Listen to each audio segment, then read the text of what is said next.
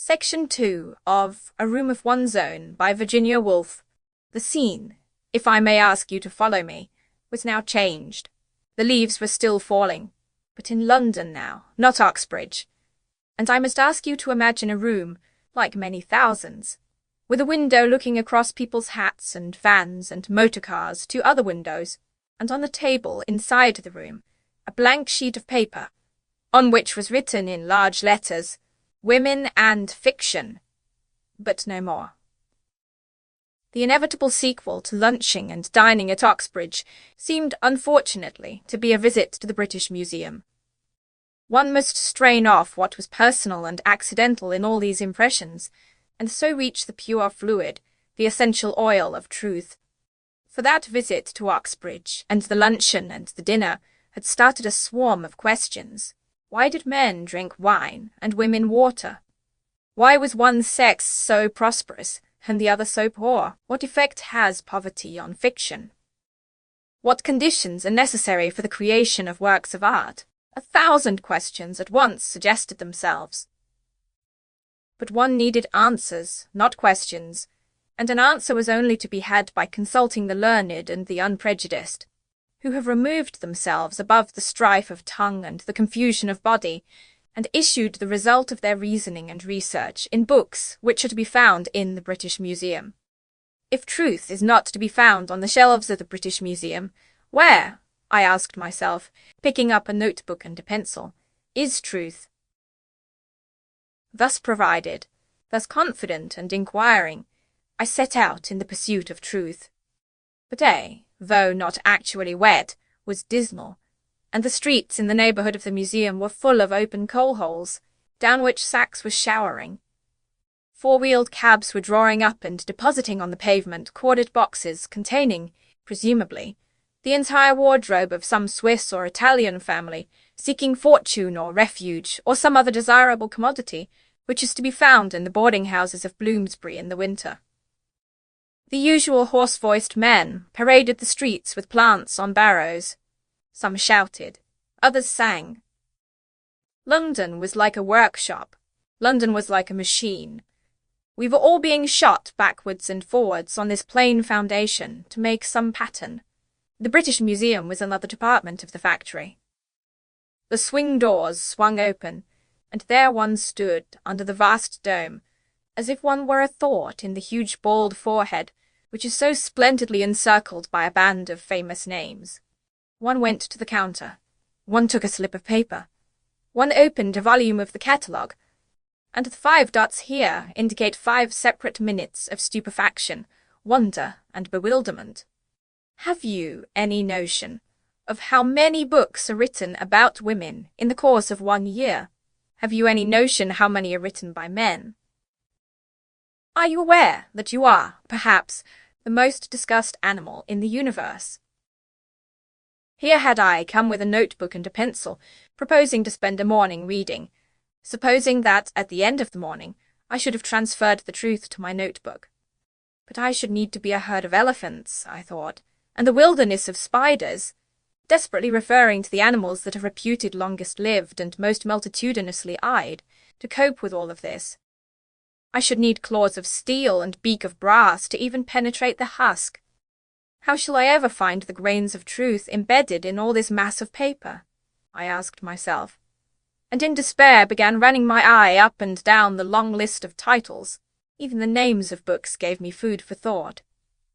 Sex and its nature might well attract doctors and biologists, but what was surprising and difficult of explanation was the fact that sex, woman, that is to say, also attracts agreeable essayists, light-fingered novelists, young men who have taken the M.A. degree, men who have taken no degree, men who have no apparent qualification save that they are not women. Some of these books were, on the face of it, frivolous and facetious, but many, on the other hand, were serious and prophetic, moral and hortatory. Merely to read the titles suggested innumerable schoolmasters, innumerable clergymen, mounting their platforms and pulpits, and holding forth with loquacity which far exceeded the hour usually allotted to such discourse on this one subject. It was a most strange phenomenon, and apparently, Here I consulted the letter M, one confined to the male sex. Women do not write books about men, a fact that I could not help welcoming with relief, for if I had first to read all that men have written about women, then all that women have written about men, the aloe that flowers once in 100 years would flower twice before I could set pen to paper. So, making a perfectly arbitrary choice of a dozen volumes or so, I sent my slips of paper to lie in the wire tray, and waited in my stall, among the other seekers for the essential oil of truth. What could be the reason, then, of this curious disparity, I wondered, drawing cartwheels on the slips of paper provided by the British taxpayer for other purposes? Why are women, judging from this catalogue, so much more interesting to men than men are to women? A very curious fact, it seemed, and my mind wandered to picture the lives of men who spent their time in writing books about women, whether they were old or young, married or unmarried, red-nosed or hump-backed. Anyhow, it was flattering, vaguely, to feel oneself the object of such attention, provided that it was not entirely bestowed by the crippled and the infirm. So I pondered, until all such frivolous thoughts were ended by an avalanche of books sliding down onto the desk in front of me. Now the trouble began. The student who has been trained in research at Oxbridge has no doubt some method of shepherding his question past all distractions till it runs into his answer, as a sheep runs into its pen. The student by my side, for instance, who was copying assiduously from a scientific manual, was, I felt sure, extracting pure nuggets of the essential ore every 10 minutes or so. His little grunts of satisfaction indicated so much. But if, unfortunately, one has had no training in a university, the question, far from being shepherded to its pen, flies like a frightened flock hither and thither, helter-skelter, pursued by a whole pack of hounds. Professors, schoolmasters, sociologists, clergymen, novelists, essayists, journalists, men who had no qualifications save that they were not women, chased my simple and single question, why are some women poor? Until it became 50 questions, until the 50 questions leapt frantically into mid-stream and were carried away. Every page in my notebook was scribbled over with notes. To show the state of mind I was in, I will read you a few of them, explaining that the page was headed, quite simply, Women and Poverty, in block letters. But what followed was something like this. Condition in Middle Ages of, habits in the Fiji Islands of, worshipped as goddesses by, weaker in moral sense than, idealism of, greater conscientiousness of, South Sea Islanders, age of puberty among, attractiveness of, offered as sacrifice to, small size of brain of, profounder subconsciousness of, less hair on the body of, mental, moral, and physical inferiority of, love of children of, greater length of life of, weaker muscles of, strength of affections of, vanity of, higher education of, Shakespeare's opinion of, Lord Birkenhead's opinion of, Dean Ing's opinion of, La Bruyere's opinion of, Dr. Johnson's opinion of, Mr. Oscar Browning's opinion of. Here I drew breath, and added indeed in the margin, why does Samuel Butler say, wise men never say what they think of women? Wise men never say anything else, apparently. But, I continued, leaning back in my chair and looking at the vast dome, in which I was a single, but by now somewhat harassed, thought, what is so unfortunate is that wise men never think the same thing about women. Here is Pope. Most women have no character at all. And here is La Bruyère. Les femmes sont extrêmes. Elles sont meilleures ou pires que les hommes. A direct contradiction by keen observers who were contemporary. Are they capable of education or incapable? Napoleon thought them incapable. Dr. Johnson thought the opposite. Have they souls or have they not souls? Some savages say they have none. Others, on the contrary, maintain that women are half divine and worship them on that account. Some sages hold that they are shallower in the brain, others that they are deeper in the consciousness. Goethe honoured them. Mussolini despises them. Wherever one looked, men thought about women and thought differently. It was impossible to make head or tail of it all, I decided, glancing with envy at the reader next door, who was making the neatest abstracts, headed often with an A, or a B, or a C, while my own notebook rioted with the wildest scribble of contradictory jottings. It was distressing. It was bewildering. It was humiliating. Truth had run through my fingers. Every drop had escaped. I could not possibly go home, I reflected, and add as a serious contribution to the study of women and fiction that women have less hair on their bodies than men, or that the age of puberty among the South Sea Islanders is 9, or is it 90? Even the handwriting had become, in its distraction, indecipherable.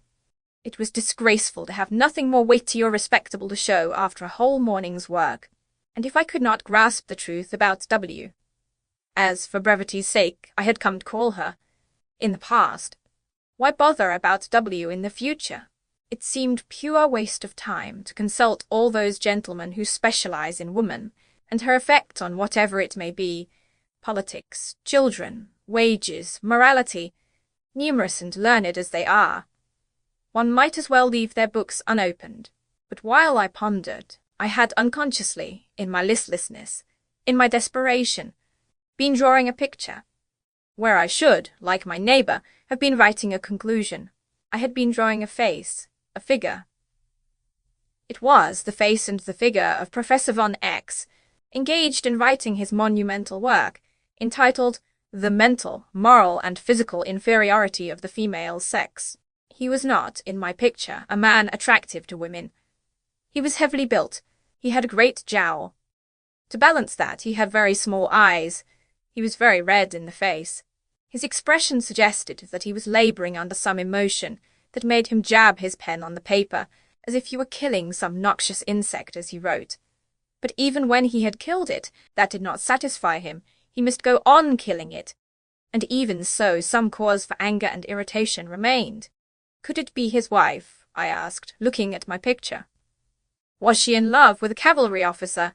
Was the cavalry officer slim and elegant and dressed in astrakhan?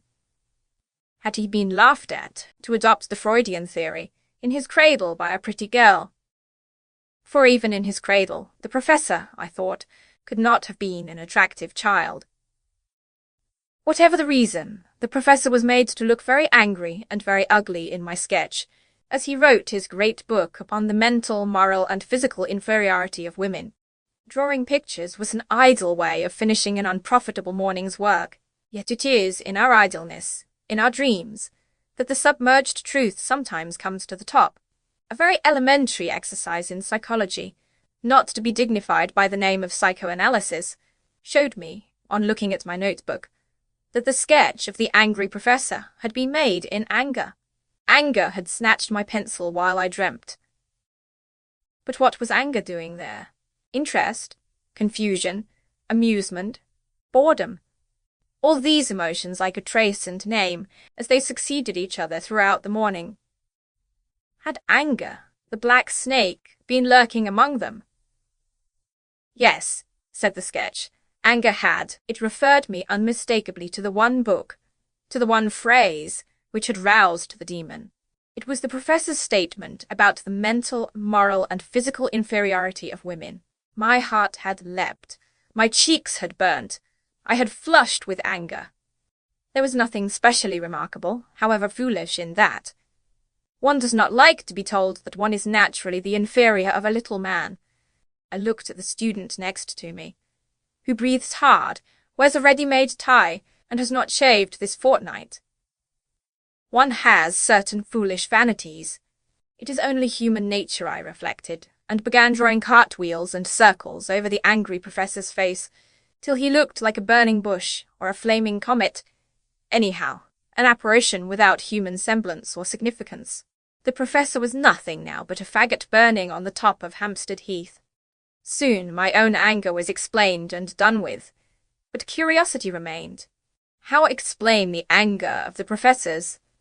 Why were they angry? For when it came to analysing the impression left by these books, there was always an element of heat. This heat took many forms. It showed itself in satire, in sentiment, in curiosity, in reprobation.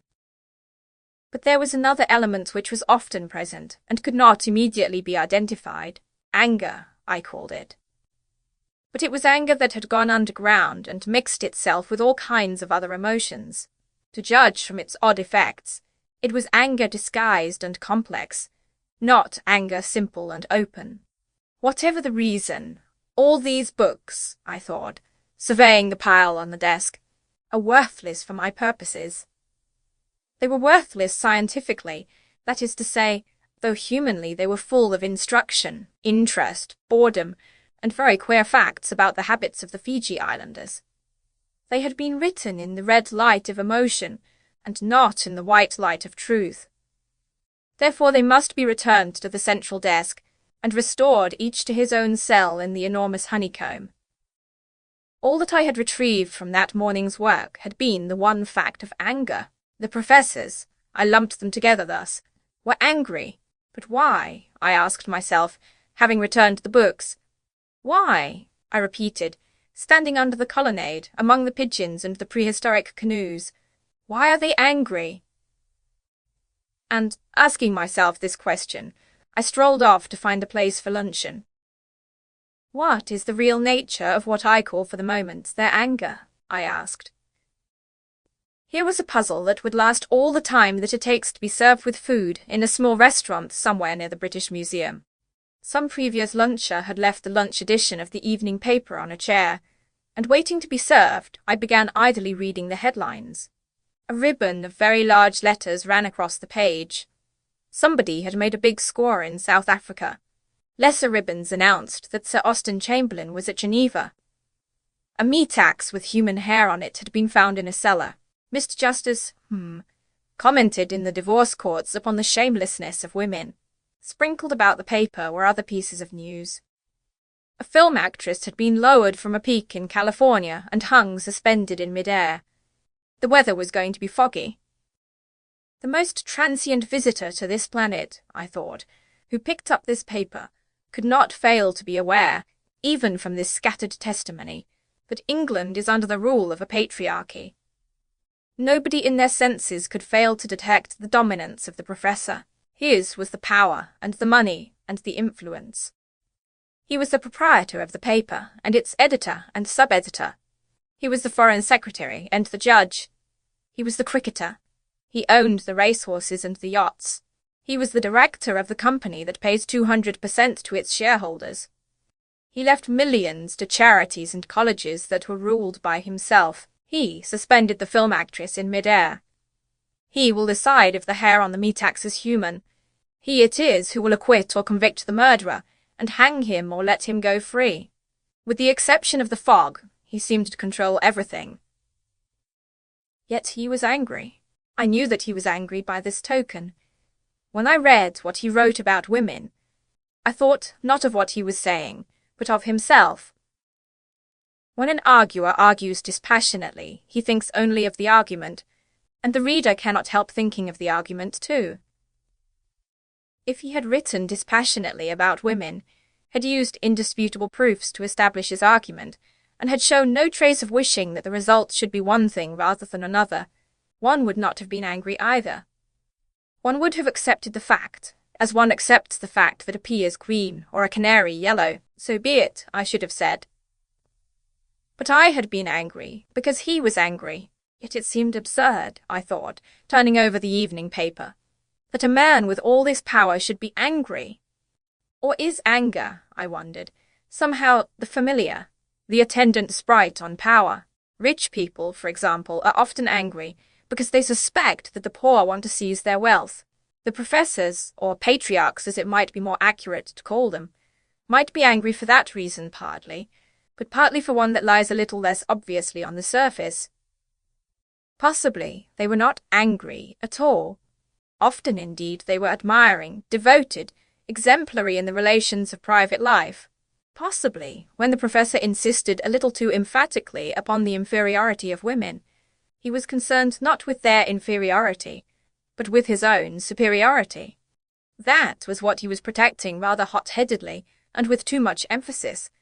because it was a jewel to him of the rarest price. Life, for both sexes, and I looked at them, shouldering their way along the pavement, is arduous, difficult, a perpetual struggle. It calls for gigantic courage and strength. More than anything, perhaps, creatures of illusion as we are, it calls for confidence in oneself. Without self-confidence, we are as babes in the cradle. And how can we generate this imponderable quality, which is yet so invaluable, most quickly?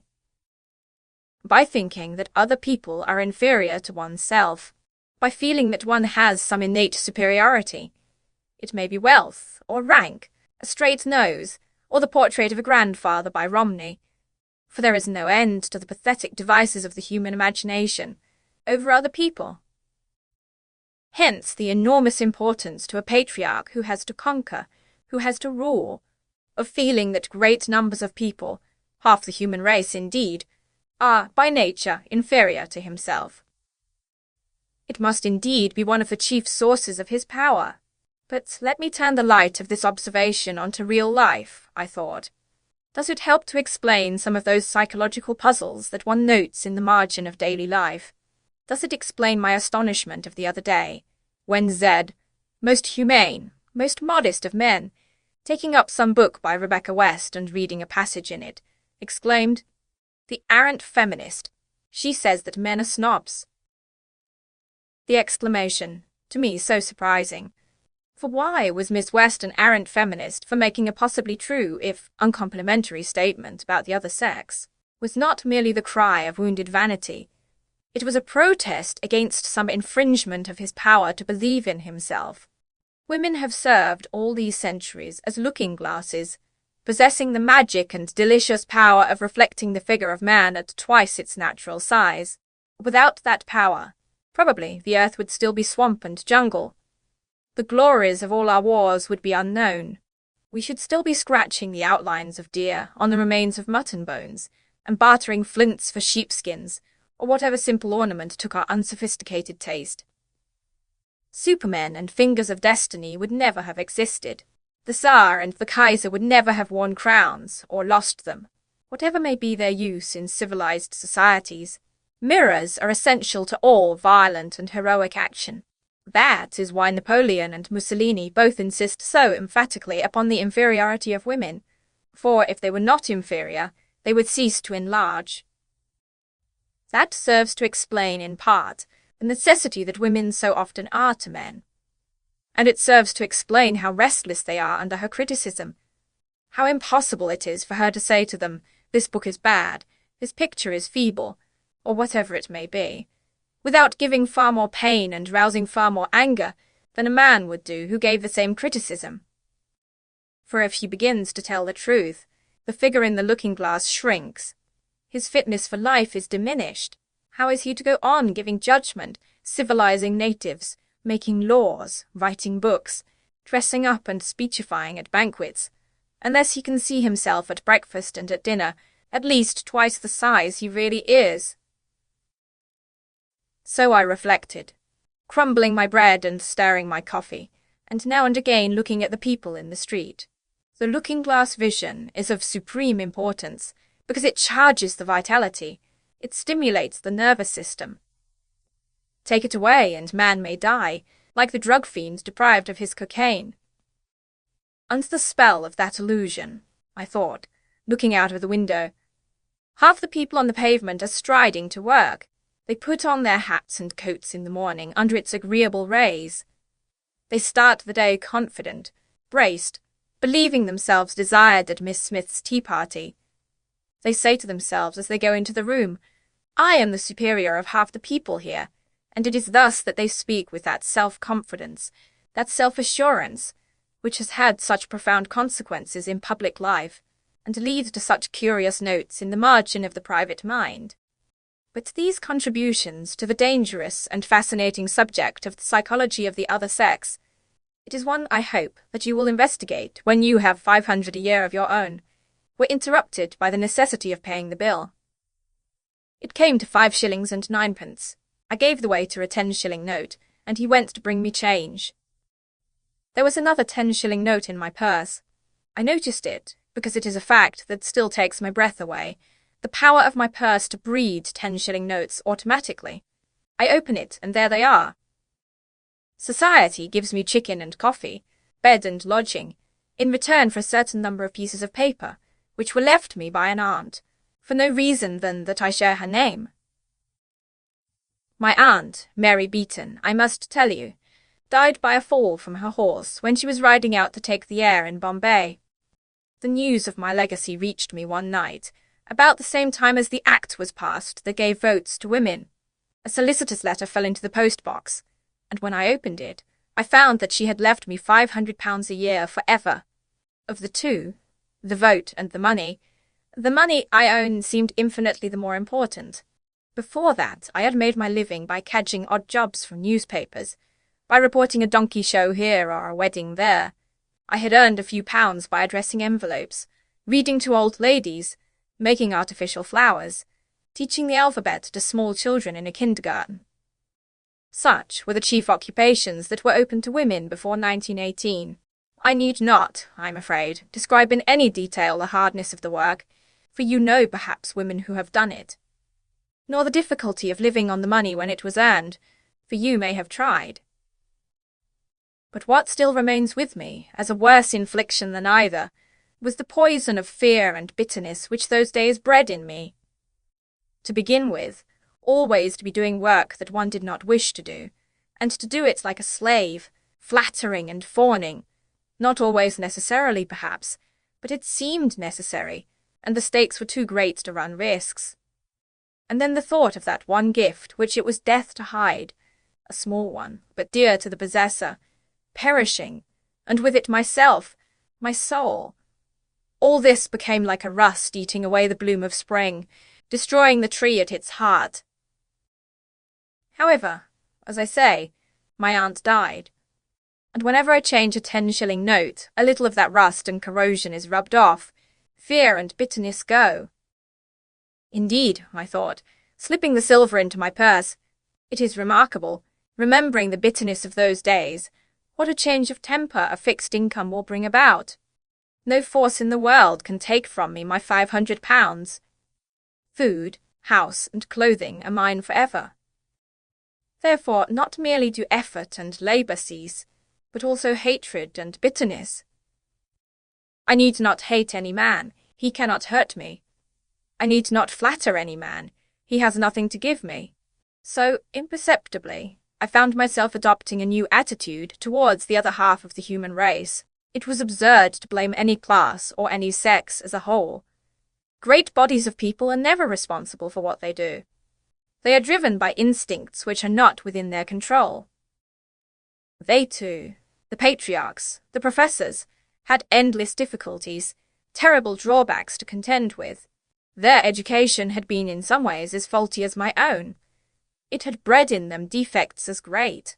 True, they had money and power, but only at the cost of harbouring in their breasts an eagle, a vulture, forever tearing the liver out and plucking at the lungs, the instinct for possession, the rage for acquisition which drives them to desire other people's fields and goods perpetually, to make frontiers and flags, battleships and poison gas, to offer up their own lives and their children's lives. Walk through the Admiralty Arch. I had reached that monument, or any other avenue given up to trophies and cannon, and reflect upon the kind of glory celebrated there. Or watch, in the spring sunshine, the stockbroker and the great barrister going indoors to make money, and more money, and more money, when it is a fact that £500 a year will keep one alive in the sunshine. These are unpleasant instincts to harbour, I reflected. They are bred of the conditions of life, of the lack of civilization, I thought, looking at the statue of the Duke of Cambridge, and in particular at the feathers in his cocked hat, with a fixity that they have scarcely ever received before. And as I realized these drawbacks, by degrees fear and bitterness modified themselves into pity and toleration, and then, in a year or two, pity and toleration went, and the greatest release of all came, which is freedom to think of things in themselves. That building, for example, Do I like it or not? Is that picture beautiful or not? Is that, in my opinion, a good book or a bad?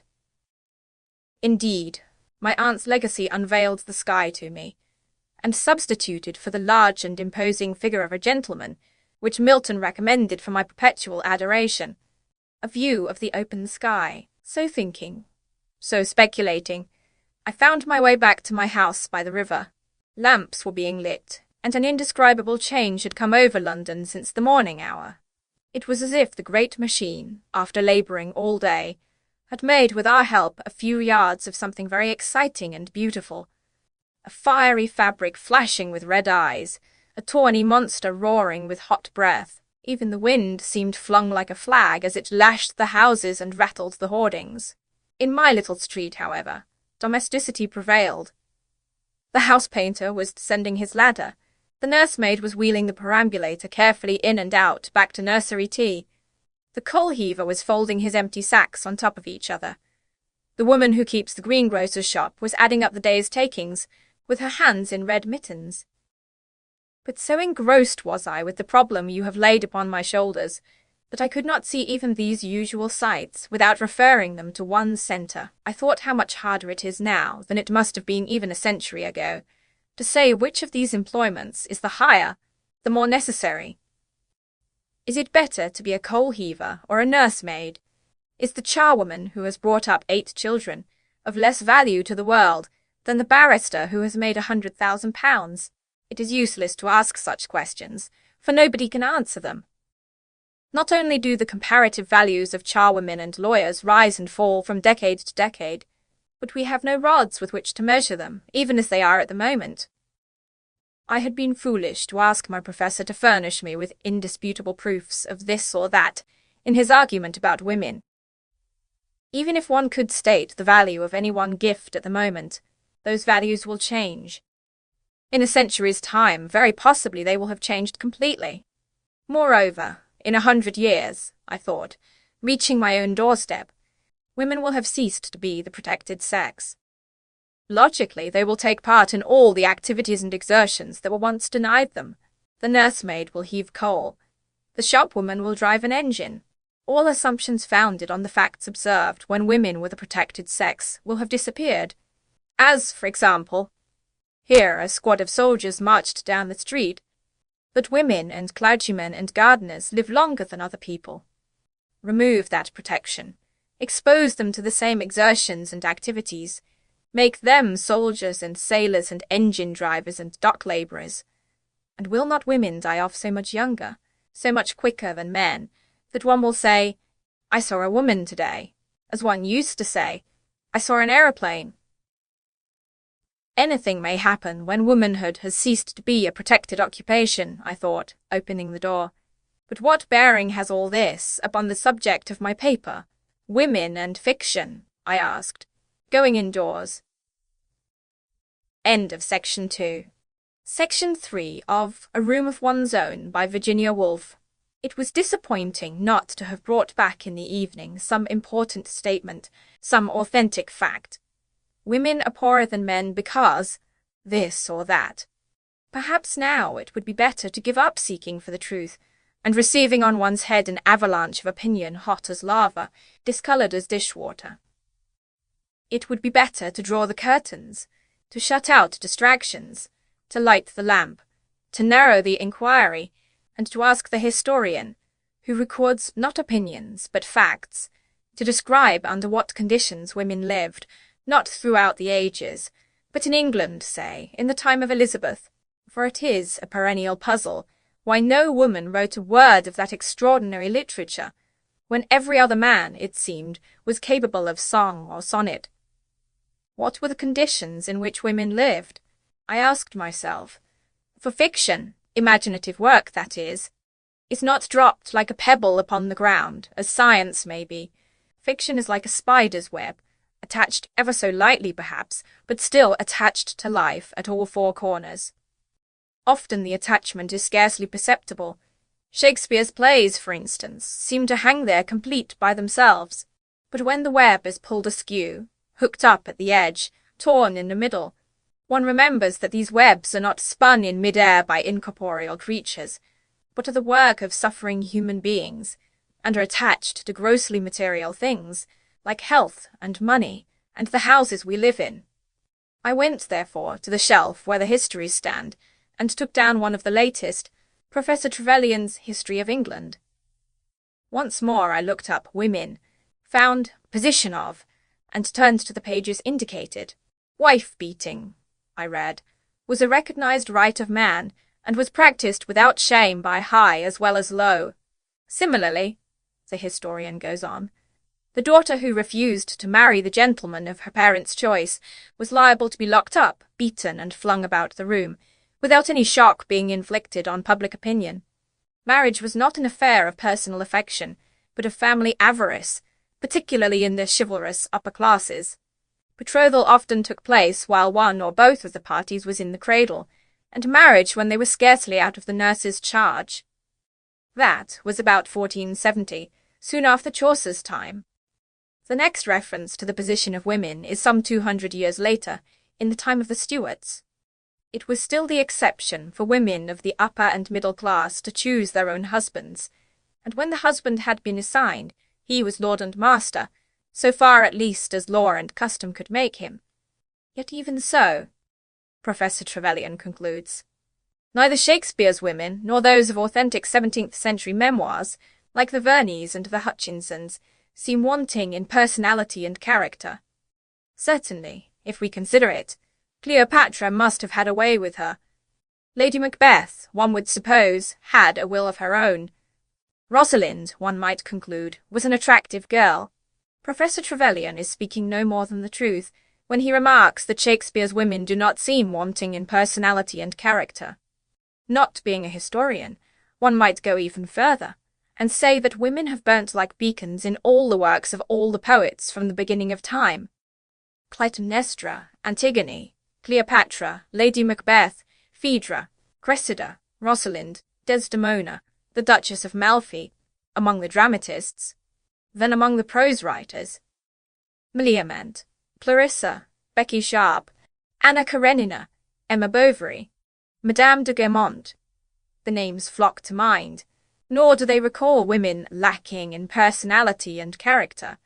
Indeed, if woman had no existence, save in the fiction written by men, one would imagine her a person of the utmost importance, very various, heroic and mean, splendid and sordid, infinitely beautiful and hideous in the extreme, as great as a man, some think even greater.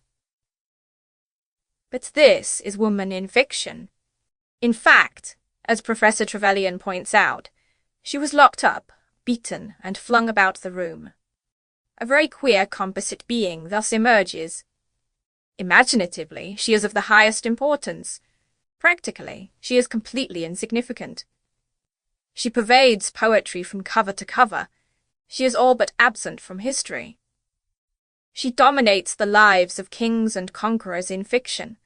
In fact, she was the slave of any boy whose parents forced a ring upon her finger.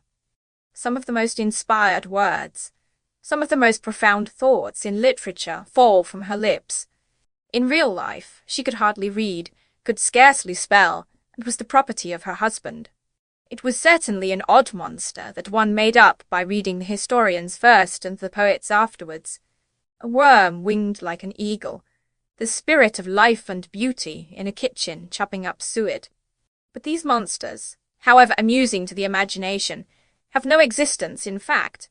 What one must do to bring her to life was to think poetically and prosaically at one and the same moment, thus keeping in touch with fact. That she is Mrs. Martin, aged 36, dressed in blue, wearing a black hat and brown shoes, but not losing sight of fiction either. But she is a vessel in which all sorts of spirits and forces are coursing and flashing perpetually. The moment, however, that one tries this method with the Elizabethan woman, one branch of illumination fails. One is held up by the scarcity of facts. One knows nothing detailed, nothing perfectly true and substantial about her. History scarcely mentions her. And I turned to Professor Trevelyan again to see what history meant to him. I found, by looking at his chapter headings, that it meant the manor court and the methods of open-field agriculture, the Cistercians and sheep farming, the Crusades, the University, the House of Commons, the 100 Years' War, the Wars of the Roses, the Renaissance scholars, the dissolution of the monasteries, agrarian and religious strife, the origin of English sea power, the Armada, and so on. Occasionally an individual woman is mentioned, an Elizabeth or a Mary, a queen or a great lady. But by no possible means could middle-class women with nothing but brains and character at their command have taken part in any one of the great movements which, brought together, constitute the historian's view of the past. Nor shall we find her in collection of anecdotes. Aubrey hardly mentions her. She never writes her own life, and scarcely keeps a diary. There are only a handful of her letters in existence. She left no plays or poems by which we can judge her. What one wants, I thought, and why does not some brilliant student at Newnham or Girton supply it, is a mass of information. At what age did she marry? How many children had she as a rule? What was her house like? Had she a room to herself? Did she do the cooking? Would she be likely to have a servant? All these facts lie somewhere, presumably, in parish registers and account books. The life of the average Elizabethan woman must be scattered about somewhere. Could one collect it and make a book of it? It would be ambitious beyond my daring, I thought, looking about the shelves for books that were not there, to suggest to the students of those famous colleges that they should rewrite history. Though I own that it often seems a little queer as it is, unreal, lopsided. But why should they not add a supplement to history, calling it, of course, by some inconspicuous name, so that women might figure there without impropriety? For one often catches a glimpse of them in the lives of the great, whisking away into the background, concealing, I sometimes think, a wink, a laugh, perhaps a tear. And after all, we have lives enough of Jane Austen. It scarcely seems necessary to consider again the influence of the tragedies of Joanna Baillie upon the poetry of Edgar Allan Poe. As for myself, I should not mind if the homes and haunts of Mary Russell Mitford were closed to the public for a century at least. But what I find deplorable, I continued, looking about the bookshelves again, is that nothing is known about women before the 18th century. I have no model in my mind to turn about this way and that. Here am I, asking why women did not write poetry in the Elizabethan age, and I am not sure how they were educated, whether they were taught to write, whether they had sitting rooms to themselves, how many women had children before they were 21, what, in short, they did from 8 in the morning till 8 at night. They had no money, evidently. According to Professor Trevelyan, they were married whether they liked it or not before they were out of the nursery, at 15 or 16, very likely.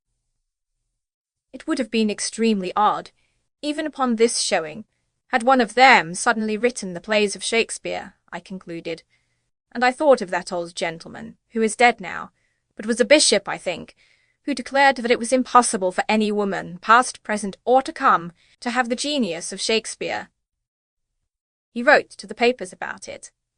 He also told a lady who applied to him for information that cats do not, as a matter of fact, go to heaven, though they have, he added, souls of a sort. How much thinking those old gentlemen used to save one! How the borders of ignorance shrank back at their approach! Cats do not go to heaven. Women cannot write the plays of Shakespeare. Be that as it may, I could not help thinking, as I looked at the works of Shakespeare on the shelf, that the bishop was right at least in this. It would have been impossible, completely and entirely, for any woman to have written the plays of Shakespeare in the age of Shakespeare. Let me imagine, since facts are so hard to come by, what would have happened had Shakespeare had a wonderfully gifted sister, called Judith, let us say. Shakespeare himself went, very probably, his mother was an heiress, to the grammar school, where he may have learnt Latin, Ovid, Virgil, and Horace, and the elements of grammar and logic. He was, it is well known, a wild boy, who poached rabbits, perhaps shot a deer, and had, rather sooner than he should have done, to marry a woman in the neighbourhood, who bore him a child rather quicker than was right. That escapade sent him to seek his fortune in London. He had, it seemed, a taste for the theatre. He began by holding horses at the stage door. Very soon he got work in the theatre, became a successful actor, and lived at the hub of the universe, meeting everybody, knowing everybody, practicing his art on the boards, exercising his wits in the streets, and even getting access to the palace of the Queen. Meanwhile, his extraordinarily gifted sister, let us suppose, remained at home. She was as adventurous, as imaginative, as agog to see the world as he was. But she was not sent to school. She had no chance of learning grammar and logic, let alone of reading Horace and Virgil. She picked up a book now and then, one of her brothers perhaps, and read a few pages. But then her parents came in and told her to mend the stockings or mind the stew, and not moon about with books and papers.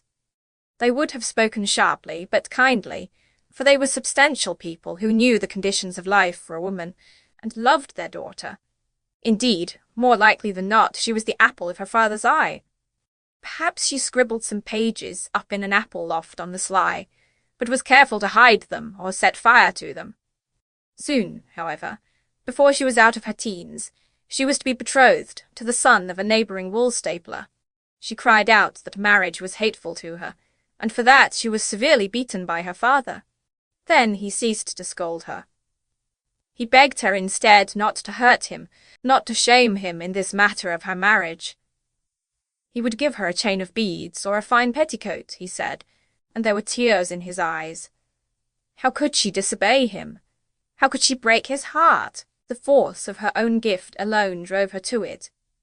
She made up a small parcel of her belongings, let herself down by a rope one summer's night, and took the road to London. She was not 17. The birds that sang in the hedge were not more musical than she was. She had the quickest fancy, a gift, like her brother's, for the tune of words. Like him, she had a taste for the theatre. She stood at the stage door. She wanted to act, she said. Men laughed in her face. The manager, a fat, loose-lipped man, guffawed. He bellowed something about poodles dancing and women acting. No woman, he said, could possibly be an actress. He hinted, you can imagine what. She could get no training in her craft. Could she even seek her dinner in a tavern, or roam the streets at midnight? Yet her genius was for fiction, and lusted to feed abundantly upon the lives of men and women and the study of their ways. At last, for she was very young, oddly like Shakespeare the poet in her face, with the same grey eyes and rounded brows. At last, Nick Green, the actor-manager, took pity on her. She found herself with child by that gentleman, and so, who shall measure the heat and violence of the poet's heart when caught and tangled in a woman's body, killed herself one winter's night, and lies buried at some crossroads where the omnibuses now stop outside the Elephant and Castle. That, more or less, is how the story would run, I think, if a woman in Shakespeare's day had had Shakespeare's genius. But for my part, I agree with the deceased bishop, if such he was. It is unthinkable that any woman in Shakespeare's day should have had Shakespeare's genius. For genius like Shakespeare's is not born among labouring, uneducated, servile people. It was not born in England among the Saxons and the Britons. It is not born today among the working classes.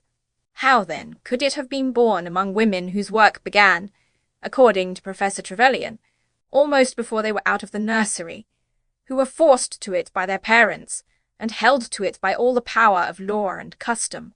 Yet genius of a sort must have existed among women, as it must have existed among the working classes. Now and again an Emily Bronte or a Robert Burns blazes out and proves its presence, but certainly it never got itself onto paper.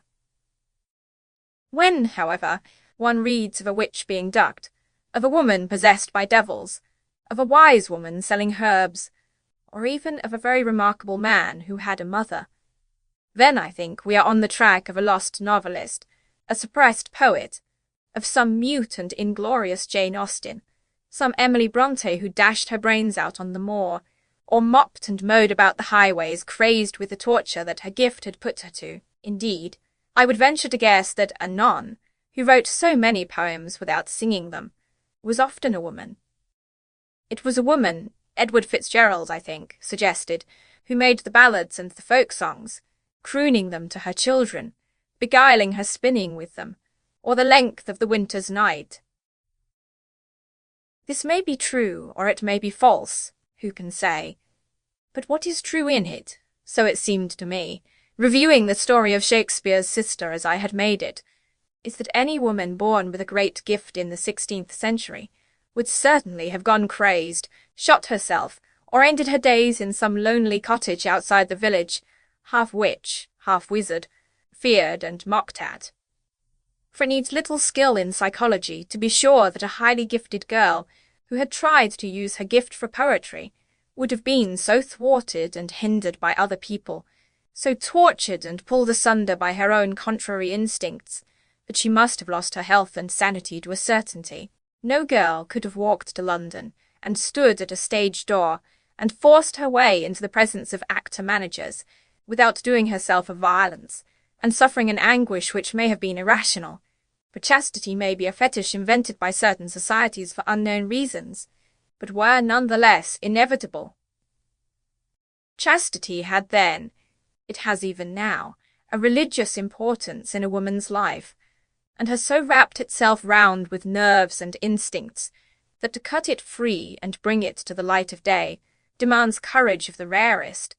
To have lived a free life in London in the 16th century would have meant for a woman who was poet and playwright a nervous stress and dilemma which might well have killed her.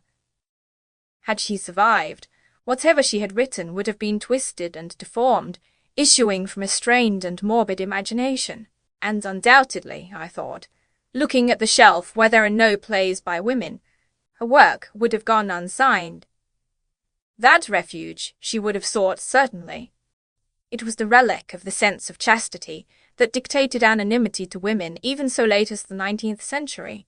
Currer Bell, George Eliot, George Sand, all the victims of inner strife, as their writings prove, sought ineffectively to veil themselves by using the name of a man.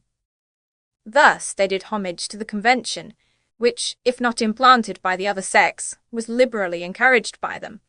The chief glory of a woman is not to be talked of, said Pericles, himself a much talked of man. That publicity in women is detestable. Anonymity runs in their blood. The desire to be veiled still possesses them. They are not even now as concerned about the health of their fame as men are, and, speaking generally, will pass a tombstone or a signpost without feeling an irresistible desire to cut their names on it, as Alf, Bert, or Chaz must do, in obedience to their instinct, which murmurs if it sees a fine woman go by, or even a dog. Ce chien est de moi. And of course it may not be a dog, I thought, remembering Parliament Square, the Siege Allée, and other avenues. It may be a piece of land, or a man with curly black hair. It is one of the great advantages of being a woman, that one can pass even a very fine negress without wishing to make an Englishwoman of her. That woman, then, who was born with a gift of poetry in the 16th century, was an unhappy woman, a woman at strife against herself. All the conditions of her life, all her own instincts, were hostile to the state of mind which is needed to set free whatever is in the brain. But what is the state of mind that is most propitious to the act of creation? I asked. Can one come by any notion of the state that furthers and makes possible that strange activity? Here I opened the volume containing the tragedies of Shakespeare. What was Shakespeare's state of mind, for instance, when he wrote Lear and Antony and Cleopatra? It was certainly the state of mind most favourable to poetry that there has ever existed. But Shakespeare himself said nothing about it. We only know casually and by chance that he never blotted a line. Nothing, indeed, was ever said by the artist himself about his state of mind, until the 18th century, perhaps. Rousseau, perhaps, began it. At any rate, by the 19th century, self-consciousness had developed so far that it was the habit for men of letters to describe their minds in confessions and autobiographies. Their lives also were written, and their letters were printed after their deaths. Thus, Though we do not know what Shakespeare went through when he wrote Lear, we do know what Carlyle went through when he wrote the French Revolution, what Flaubert went through when he wrote Madame Bovary, what Keats was going through when he tried to write poetry against the coming death and the indifference of the world. And one gathers from this enormous modern literature of confession and self-analysis that to write a work of genius is almost always a feat of prodigious difficulty. Everything is against the likelihood that it will come from the writer's mind whole and entire. Generally, material circumstances are against it. Dogs will bark, people will interrupt, money must be made, health will break down. Further, accentuating all these difficulties and making them harder to bear is the world's notorious indifference. It does not ask people to write poems and novels and histories. It does not need them. It does not care whether Flaubert finds the right word, or whether Carlyle scrupulously verifies this or that fact. Naturally, it will not pay for what it does not want.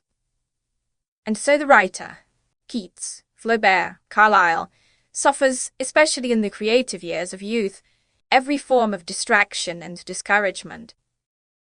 A curse, a cry of agony, rises from those books of analysis and confession. Mighty poets in their misery dead, that is the burden of their song. If anything comes through in spite of all this, it is a miracle, and probably no book is born entire and uncrippled as it was conceived. But for women, I thought, looking at the empty shelves, these difficulties were infinitely more formidable.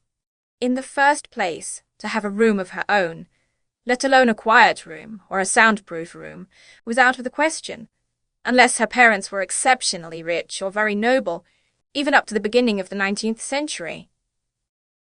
Since her pin money, which depended on the goodwill of her father, was only enough to keep her clothed, she was debarred from such alleviations as came even to Keats or Tennyson or Carlyle, or poor men, from a walking tour, a little journey to France, from the separate lodging which, even if it were miserable enough, sheltered them from the claims and tyrannies of their families.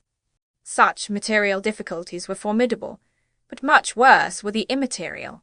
The indifference of the world which Keats and Flaubert and other men of genius have found so hard to bear was in her case not indifference, but hostility.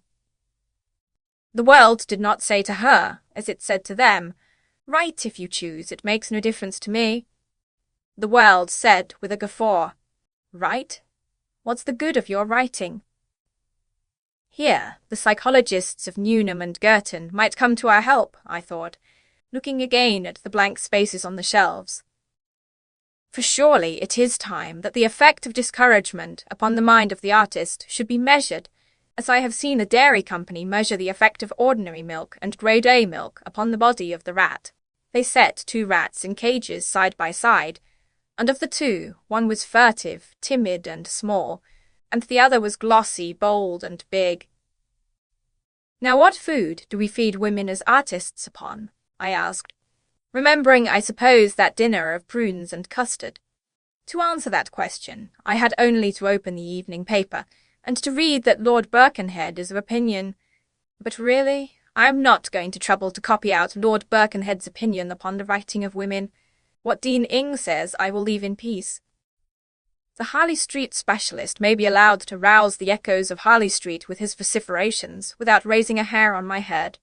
I will quote, however, Mr. Oscar Browning, because Mr. Oscar Browning was a great figure in Cambridge at one time, and used to examine the students at Girton and Newnham. Mr. Oscar Browning was wont to declare that the impression left on his mind, after looking over any set of examination papers, was that, irrespective of the marks he might give, the best woman was intellectually the inferior of the worst man. After saying that, Mr. Browning went back to his rooms, and it is this sequel that endears him and makes him a human figure of some bulk and majesty. He went back to his rooms and found a stable boy lying on the sofa. A mere skeleton, his cheeks were cavernous and sallow, his teeth were black, and he did not appear to have the full use of his limbs. "That's Arthur," said Mr. Browning. "He's a dear boy, really, and most high-minded."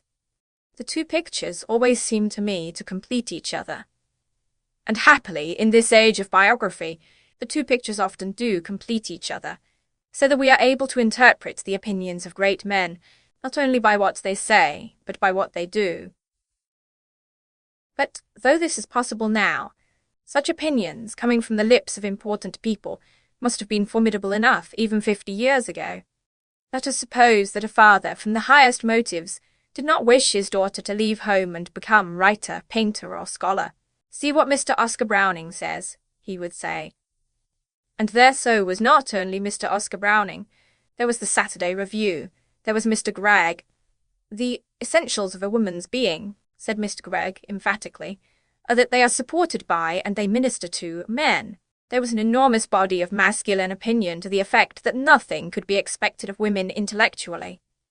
Even if her father did not read out loud these opinions, any girl could read them for herself, and the reading, even in the 19th century, must have lowered her vitality and told profoundly upon her work. There would always have been that assertion, "You cannot do this, you are incapable of doing that," to protest against, to overcome. Probably for a novelist this germ is no longer of much effect, for there have been women novelists of merit. But for painters it must still have some sting in it, and for musicians, I imagine, is even now active and poisonous in the extreme. The woman composer stands where the actress stood in the time of Shakespeare. Nick Green, I thought, remembering the story I had made about Shakespeare's sister, said that a woman acting put him in mind of a dog dancing. Johnson repeated the phrase 200 years later of women preaching. And here, I said, opening a book about music, we have the very words used again in this year of grace 1928, of women who try to write music. Of Mademoiselle Germaine Taillefer, one can only repeat Dr. Johnson's dictum concerning a woman preacher, transposed into terms of music. "Sir, a woman's composing is like a dog's walking on its hind legs. It is not done well, but you are surprised to find it done at all. So accurately does history repeat itself."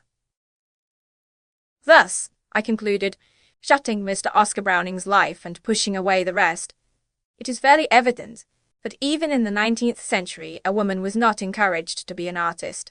On the contrary, she was snubbed, slapped, lectured, and exhorted. Her mind must have been strained, and her vitality lowered by the need of opposing this, of disproving that. For here again we come within range of that very interesting and obscure masculine complex which has had so much influence upon the woman's movement. That deep-seated desire, not so much that she shall be inferior, as that he shall be superior, which plants him wherever one looks, not only in front of the arts, but barring the way to politics too, even when the risk to himself seems infinitesimal, and the suppliant humble and devoted. Even Lady Bessborough, I remembered, with all her passion for politics, must humbly bow herself and write to Lord Granville Leveson Gower. Notwithstanding all my violence in politics and talking so much on that subject, I perfectly agree with you that no woman has any business to meddle with that, or any other serious business, farther than giving her opinion, if she is asked. And so she goes on to spend her enthusiasm where it meets with no obstacle whatsoever, upon that immensely important subject, Lord Granville's maiden speech in the House of Commons. The spectacle is certainly a strange one, I thought. The history of men's opposition to women's emancipation is more interesting, perhaps, than the story of that emancipation itself. An amusing book might be made of it, if some young student at Girton or Newnham would collect examples and deduce a theory, but she would need thick gloves on her hands and bars to protect her of solid gold. But what is amusing now, I recollected, shutting Lady Bessborough, had to be taken in desperate earnest once. Opinions that one now pastes in a book labelled Cock-a-doodle-dum and keeps for reading to select audiences on summer nights, once drew tears, I can assure you.